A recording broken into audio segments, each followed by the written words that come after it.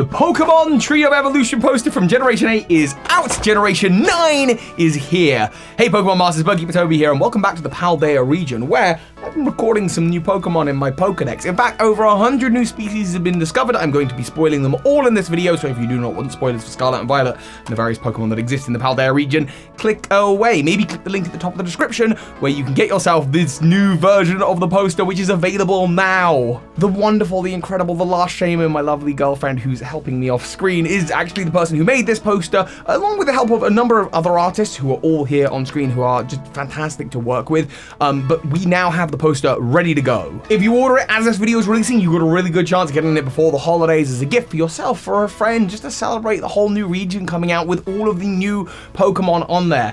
I don't really update by DLCs or anything like that anymore, individual games. This has been the same poster since Sword and Shield came out. Now this is the new version for the next 3 years. So if you think you are going to get it or want to get it, please get it now to support me. It helps support me, and it helps support the lovely Phoebe. Hey Phoebe. Yeah. We support you. Yay. With that in mind, let's just take a look at this design. It is this beautiful glass stained window. It looks like it kind of suits the Paldea region. I think the theming is really nice. Moved away from the kind of space tree thing. I absolutely love it. It feels like this beautiful kind of mosaic type thing. Of course, all of the legendary Pokemon, well, some of the legendary Pokemon are up the top in their various glass stained sections, making them feel kind of divine. Whereas other legendary Pokemon find themselves scattered across the Tree of Evolution, because some legendary Pokemon are related, which I covered in the video on legendary Pokemon. Also, the ghost Pokemon have found themselves alongside their living counterparts, as well as a number of other small changes that you've been talking to me about in the comment section over the last year or so. So again, please click that link in the top of the description to get your poster today to help support the channel. Let's dive into the Pokedex of the Paldea region. Right, last chance on the spoilers. Let's talk about Sprigatito, Fuecoco, and Quaxly, and of course their evolutions. Just looking at their base forms, we know that they are, in order, a cat, a crocodile, and a duck. And once they are fully evolved, they are a cat, kind of like a lynx, a crocodile, like a crocodile, and a duck. Though, according to its Pokedex entry, Quaxly is actually a Pokemon that's migrated from other regions, so perhaps very closely related to the likes of Ducklet. We'll start there, on the bird branch of the tree, where this generation we saw like 5 other bird Pokemon just enter our Tree of Evolution. We've got some obvious ones like Flamigo, which is a flamingo, and Squawkabilly, which is a parrot. There's Bombardier, Bombardier, which of course is a stork. We also have Kilowattrel, which is kind of this generation's regional bird, I suppose. And as a bird keeper, I guess I was hoping for a little bit more. It's inspired by petrels, which are closely related to albatross and cormorants, which is what, oh no, hang on, that's not how you say it. Cormorants, it's a good thing you're here. Cormorants, which is what Cramorant is inspired by, so that's where it's going to go on the tree. And we've also got Espartha, which is, while in its pre-evolution not looking like a bird at all, it kind of flips itself over and becomes this ostrich, which is related to, I guess, Pokemon like Doduo or Dodrio. Speaking of Doduo, there was a bird Pokemon that I was convinced was a bird, but after many arguments with the last shaman, she's told me, no, it's not. It is a plant that looks like a bird. That is the Pokemon Scovillain. And the reason that I think it looks like a bird, and you might disagree with me here, much like the last shaman has, and which is why we're not putting it on the bird part of the tree, we're going to put it in with the living plants, is because it has beaks. It has a head that makes it look like a bird. And when you look to its pre-evolution, you see it's a hot chili chickpea. Is that right? Yeah. A chickpea. A chickpea. It is a plant that is designed, that has evolved to look like a bird, probably as a defense mechanism, because if it is an edible plant, other bird Pokemon, like Espartha, might want to eat it. But if it looks like a young bird Pokemon, they're probably less likely to do so, so it's a defense mechanism. Other plant Pokemon of this generation include Bramblin's evolution, which is just a tumbleweed. It's a ghostly plant, so I'm gonna put it up alongside the likes of Delmise and Golgeist and Trevenant, for example. I do not rate this Pokemon's design, but I guess it kind of looks like Trevenant's dead feet. It's a tumbleweed. There's also a Bolivar, which is far more interesting when it comes to the Tree of Evolution, because once again, it expands out that branch of feminine humanoid looking plants. Blossom, Roserade, Serena, Lilligant, Hisuian Lilligant, and now this. And when you look to its Pokedex entries, and you might not see the kind of humanoidness in the final evolution, but in the middle stage, it does look a little bit more humanoid. And when you look at that Pokedex entry, you learn that it's evolved alongside humans, gifting them its oil. It's likely that it has evolved to look like people, kind of in the same way that the chickpea Pokemon evolved to look like a bird, to not be eaten, but in this case, by people. Evolving alongside them and gifting off its oil. We've got a couple of creepy crawlies, some arthropods this generation, including Lokix, which is a cricket, which is probably closely related to Cricketune, and as well as Pokemon like Scizor and Cleavor. There's a brand new Dung Beetle Pokemon, which I haven't really got to use yet. It's a Scarab in its final evolutionary form, and it looks a lot like Heracross. Would certainly be closely related to the likes of Heracross. And then you've got Spidops, which I will give you a guess here, just a moment, just to rack your brain. What do you think Spidops is related to, everyone? Let me know in the comments down below. It's a spider, of course. It's hanging out with the likes of Ariados and Galvantula, and the Pokemon I always mispronounce, Aquarachnid. Wait, was that right? Araquanid. Wow, dang. But insects aren't the only arthropods. We also have Clorf, which is so easy to see how this Pokemon would be related to the likes of Kingler. We have a rock-bodied Pokemon, and as we know, rock-bodied Pokemon probably came from space and have extraterrestrial origins. And next to the likes of Gigalith and Colossal, which has now moved to join the rock-bodied Pokemon, we also have Garganacl, the rock salt Pokemon. This is also where I've decided to put Reverie, and that is simply because even though it is a poison steel type, there's a little bit of debate about exactly where this Pokemon should go. Is it like a possessed object? Should it be in like the man-made section of the Pokemon tree? I want to try and give it like a biological origin here, but its body is basically a rock car, which reminds me a lot of Carkol, and so that's where I believe it belongs. But if you disagree with me on this one, this is probably the most questionable one on the tree. There are some more obvious Pokemon coming up though. For example, in the world of Mammalia, we have the evolution of Lechonk. It's called Oinkologne? Oinkologne. I'm very dyslexic. Yeah, we got Oinkologne, which is a pig, closely related to the likes of Grumpig and Emboar, and of course Mamoswine. And we also have some dogs, but not all dogs are mammals. What? Sitting on the Tree of Evolution with the other dogs, we have Mabostiff and Houndstone, which are both dogs that are probably owned by people that are kind of domesticated dogs, and so they sit on the Tree of Evolution alongside other poppy Pokemon like that. But we also have the evolution of Fidough, and as I mentioned when Fidough was revealed, I believe Fidough to be living pastry, much like Alchemy, or another dog-like living pastry Pokemon, which is Slurpuff. The name completely escaped me there. I just don't know how often on the evolutionary tree dogs are evolving into confectionery. I think it's more likely that it's confectionery shaped like dogs to once again avoid its natural predators, people who like bread.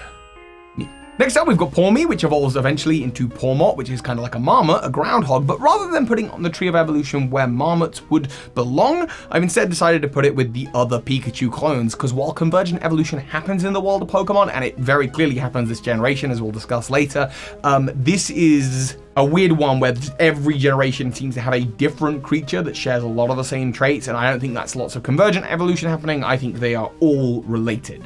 Now, in the run-up to the game's release, we saw Sea Titan, and I mentioned back then I thought it was really cool to see Sea Titan, a whale Pokemon, but with legs, because that shows you how whales are mammals, and so it fits perfectly somewhere between Hippowdon and Wailord. But also, alongside that, another creature that aren't fish, that look like fish, are dolphins, and we got a new dolphin Pokemon, so that's going to be also closely related to Sea Titan. Next, we have the evolution of Gimmighoul. Now, when I first saw Gimmighoul, I did think, oh, maybe it's an insect because of the antenna, but the more you look at it, you just can't see that. It's a ghost, it's a ghoul, so is it in the spiritual tree? We don't have that anymore. Ghost Pokemon live next to their living counterparts.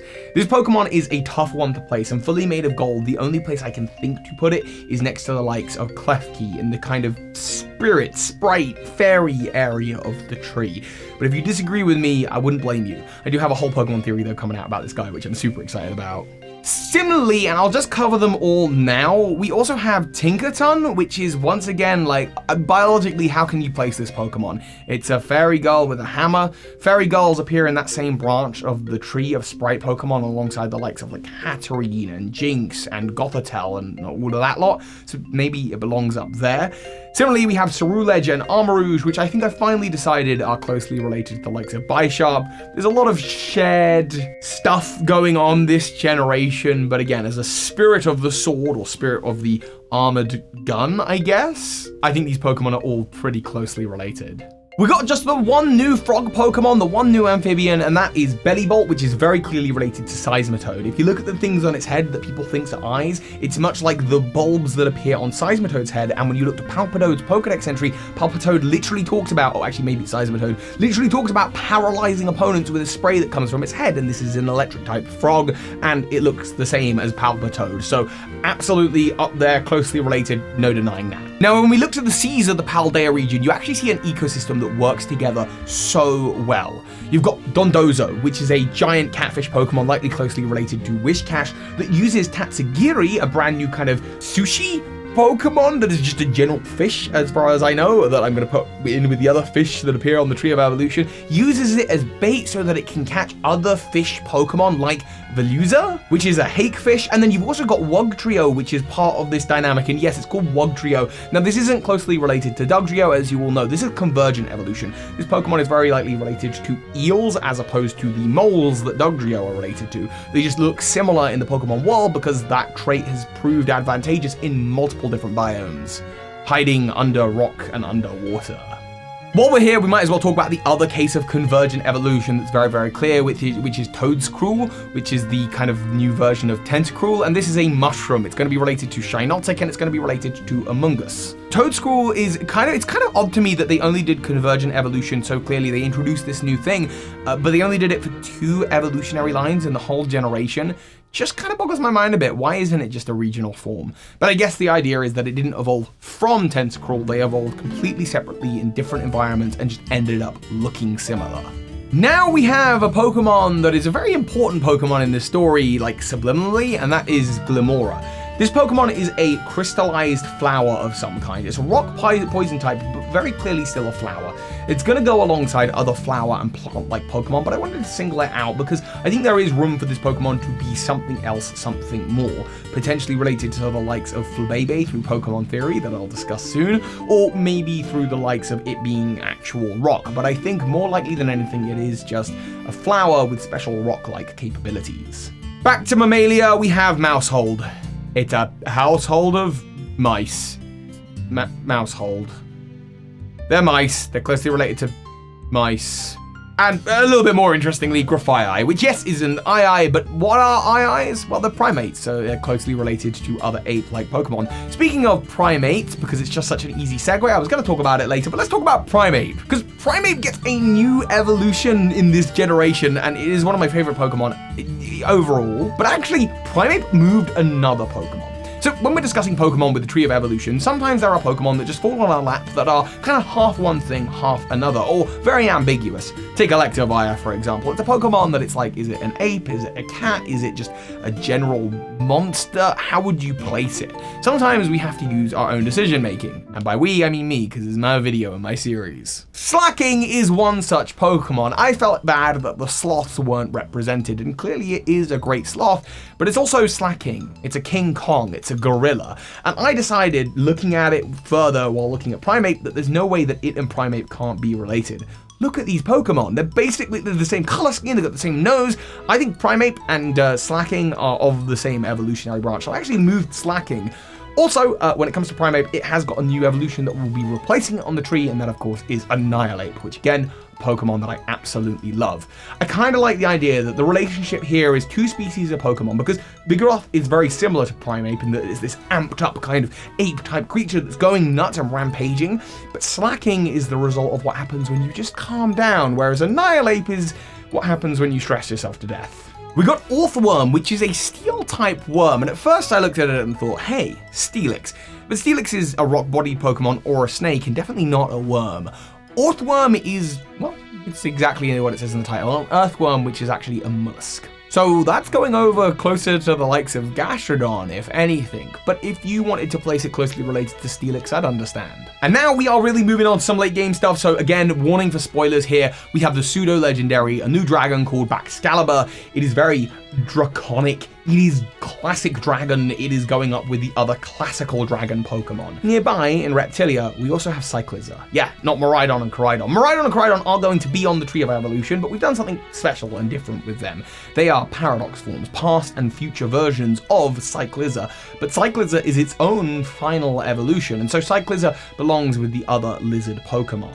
We have a split evolution with Clodsire going right next to Quagsire on the evolutionary tree, another amphibian, which by the way, I personally love. And we have some replacements. We've got Dunsparce replacing Dunsparce. If you want to know my opinions about that, see my dumbest designs of Generation 9 video. And also alongside that, we've got King Gambit, who's on my best designs of Generation 9 video, replacing Bisharp finally. And King Gambit, mwah, gorgeous look. Oh, and I also forgot Farigiraf, completely replacing Girafarig. And yeah, it's a giraffe. It's a giraffe. Peeps just cringed. We also have 3 new forms of Tauros, so Tauros branch just got a lot bigger. Does make you think about Miltank though, maybe there's a theory there. There are 4 brand new legendary Pokemon, and given the Pokedex entries surrounding this Pokemon, even though they do look like different animals, a snail, a fish, a sort of leopard cat thing, and a deer, I guess, I refuse to believe these Pokemon are biological. They seem far more spiritual in nature when you look to the legends about them. So they're getting special placement on the tree alongside Miraidon and Koraidon. And that just leaves us with our Paradox forms, Pokemon of the past and future. Now, there's been a little bit of a debate online as to what exactly these Pokemon are and how they should be implemented in the lore, but as far as I'm concerned, the lore is explicit. There is a time machine in these games. These are Pokemon from the past and from the future. And even if they are artificially created somehow or not 100% related to the Pokemon, I believe that the biology of those Pokemon still exists within them. So for now, I'm putting them on the Tree of Evolution next to their living regular counterparts. And while I won't go through them all individually, you can enjoy finding them and looking for them on the complete Tree of Evolution Generation 9. The work that has gone into this by the Last Shaman over the last couple of months and all the other artists that have helped out is phenomenal. I am walking past her office every single day, and dude, I am so proud of you and the work that you've put into it. Like, just thank you. I think it's amazing. I think you're amazing. I think it's all, I just think it's incredible. So thank you for making this, and thank you so much for supporting what we do. Obviously, I did pay you. Can you confirm? You paid me. I did pay you. You know, and I'm really, really happy with how it all went down. If you pick it up now, there's a good chance you're going to get it before the holidays as a gift for yourself or for a friend. So I could not be more stoked with it. I'm so happy with this design. If you ever see me at an event, I will of course sign it if you ever want. I'm sure the Last Shaman's always happy to sign stuff as well. So yeah, pick it up right now. Be among the first to get it. And if you are in this kind of initial batch of people picking it up, there are some little extras that I may throw up into a couple of orders here and there. Thank you everyone who's picked up the poster. I hope you enjoy it and love it like I do. Thanks for watching, and of course, soar high Pokemon Masters. This is Ash Ketchum. You just watched a video by Birdkeeper Toby. That makes you a Pokemon Master. Thank you so much to those who supporting me on Patreon, allowing me to put out as many videos as I have lately, including the big patrons of this month, Anthony Lee, Elgator, Charmander Aznable, and Jedruben. Thank you.